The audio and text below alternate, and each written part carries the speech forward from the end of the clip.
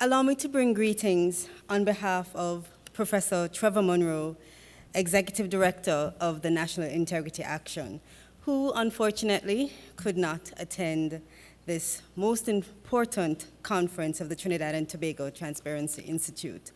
We congratulate you on your ongoing efforts to combat corruption, efforts which include the launch of your integrity clubs today. Very impressed. Congratulations. I'd also like to take a moment to commend the government of Trinidad and Tobago for stepping up with open arms to embrace our neighbors who have been through the worst disaster imaginable. We're very lucky and fortunate in Jamaica. So are you, Trinidad. The destruction created by the recent hurricanes and earthquakes was inconceivable. And it's really good to know that in a time of need, there are amongst us more individuals that are willing to do the right thing versus turning a blind eye and doing the wrong.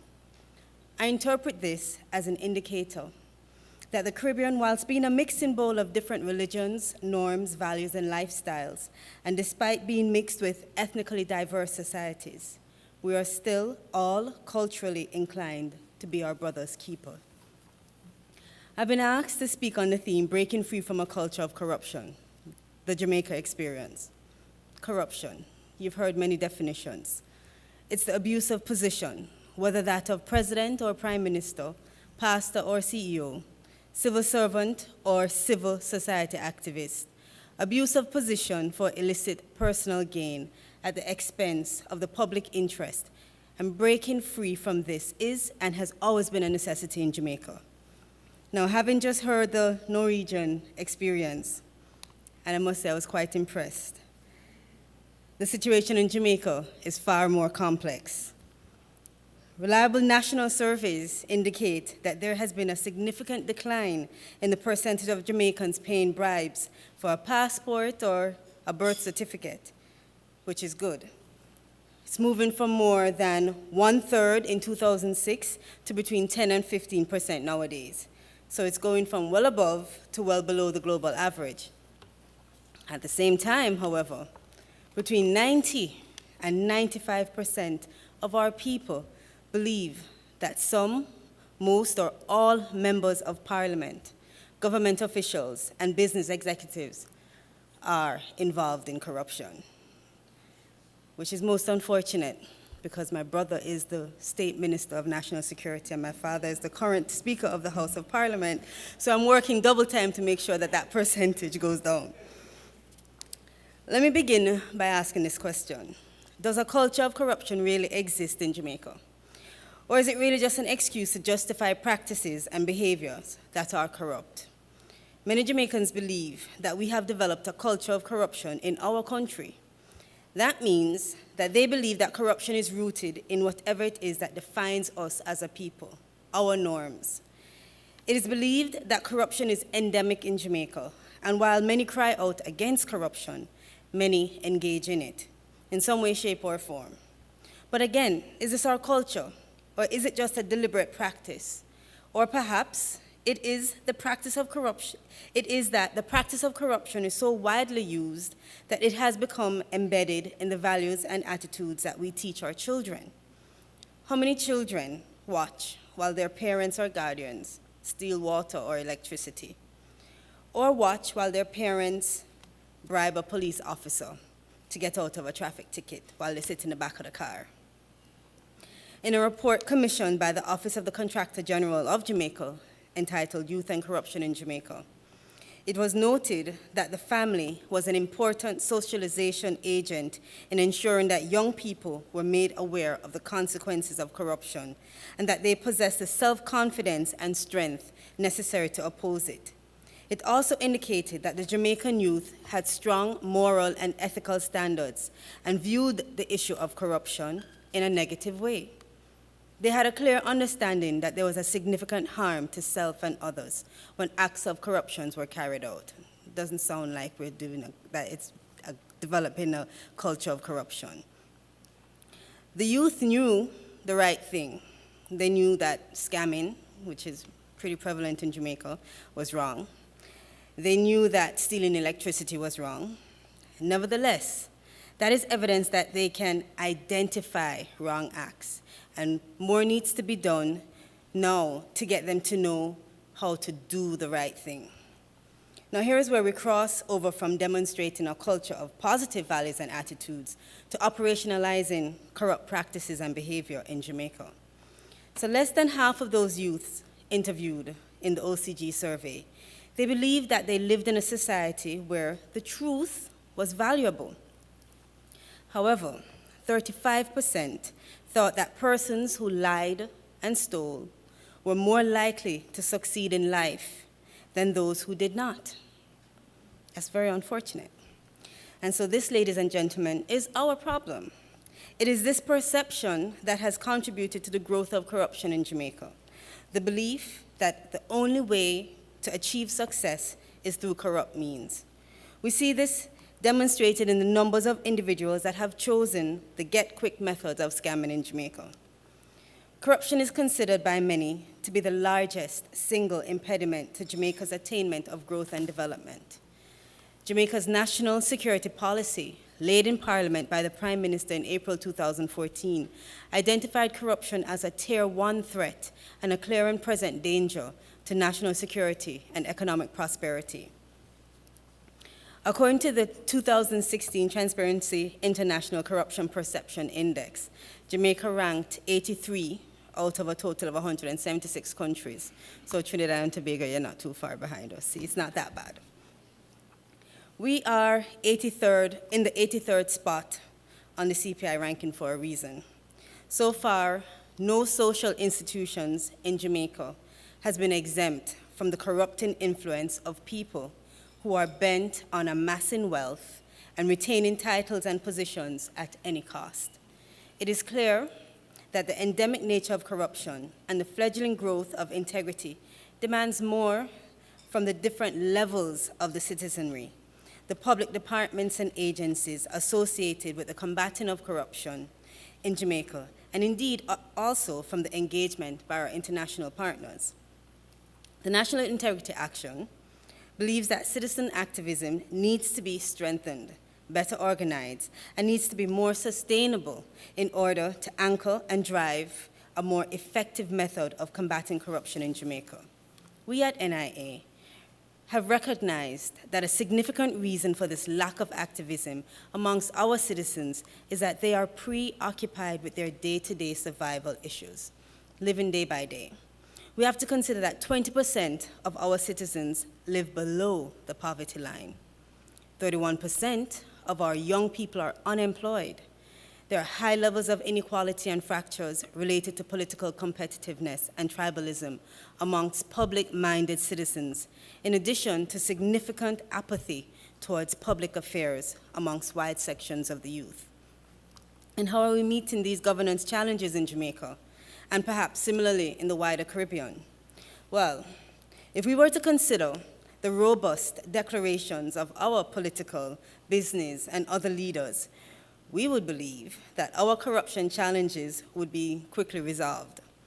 The most robust of declarations have been repeated and sustained over many decades by our government officials, stating how much they are against corruption, that they intend to pass anti-corruption legislation, and most of all, that they will ensure that the corrupt are punished in an exemplary fashion. Each Jamaican Prime Minister, in their inaugural presentation, proclaimed anti-corruption intentions, reinforcing election manifestos, calling for integrity in public life. March of this year, our Prime Minister declared in his budget presentation to Parliament that, and I quote, "The corruption that allows illegal guns and ammunition to come through our ports must be stopped. The corruption that denies the grant of a permit in order to secure payment must be stopped." He declared that his government was serious about ensuring the highest standards of probity and accountability.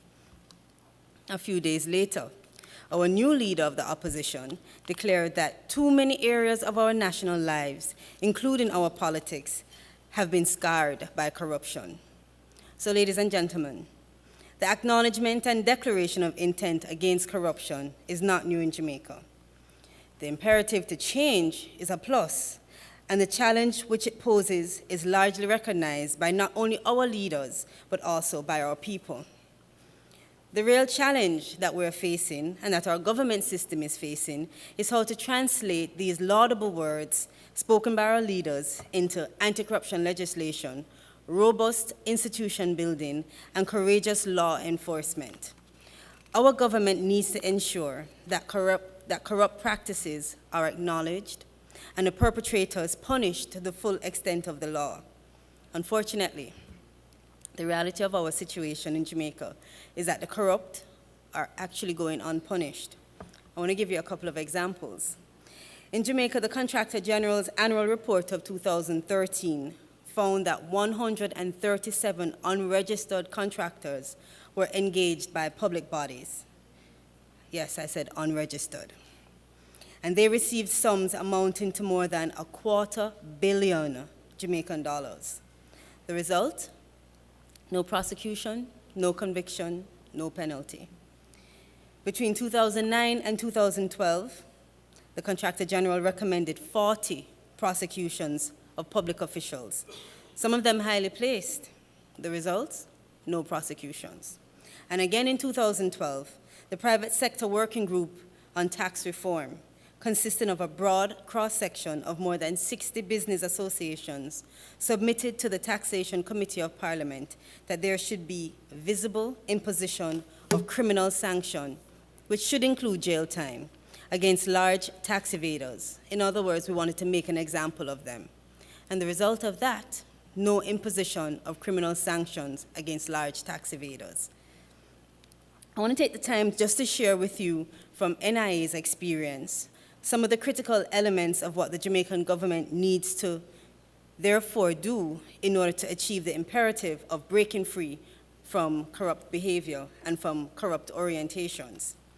First, we believe that they need to strengthen anti-corruption legislation. It was in September 2007 that then Prime Minister Golden said, "Corruption in Jamaica is much too easy, too risk-free. Legislation must impose stiff penalties for violation of Jamaica's contract procurement rules. At the same time, legislation must come into effect to regulate campaign financing and political party funding." And I think that we've done that this year. We've achieved that legislation this year.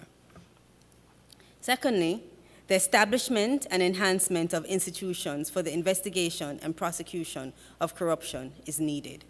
For 8 years, the Parliament has dilly-dallied over the establishment of a special prosecutor for corruption, and currently is demonstrating little urgency in passing the law to establish the Major Organized Crime Anti-Corruption Agency, which is MOCA, as an autonomous body, similar to the FBI.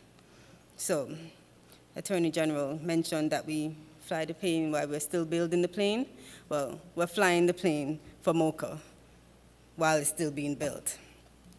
Thirdly, we believe that they should enforce anti-corruption legislation without fear or favor, particularly in relation to the offense of illicit enrichment.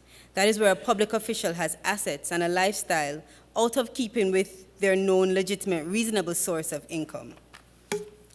Fourth, we want to re-socialize the youth.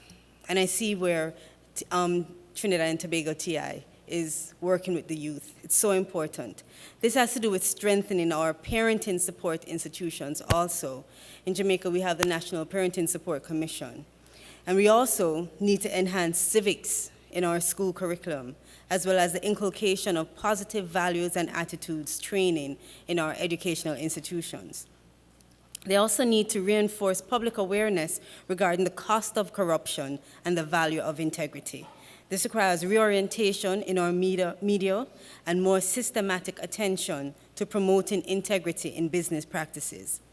The Jamaican government must also build public demand. This requires consistent urging of our people to stand up and to speak out when they see wrongs. There are some good signs in this regard. Recently, the government was forced to fire the board of the Firearm Licensing Authority following public outcry arising from the issuing of gun license to individuals with questionable or criminal backgrounds. And finally, they must strengthen citizens' organizations. This means the building of the capacity of youth clubs across the country, as well as citizens' associations and community bodies. So as you can immediately see, the agenda regarding what is to be done is formidable. However, for the what to be the most meaningful, it has to be complemented by the how. How are we going to accomplish what is to be done to break free of corruption in Jamaica? Again, NIA believes that this requires a number of factors, all of which form part of our work program. First, renewed building of public awareness and public demand regarding the urgency of anti-corruption legislation and law enforcement. This in turn requires an active network of like-minded media workers, of like-minded civil society bodies. And by that I mean including the churches, journalists and media houses, as well as anti-corruption champions within the political directorate and in the public sector, to stand up to those who, for whatever reason, wants to slow down the progress in this regard.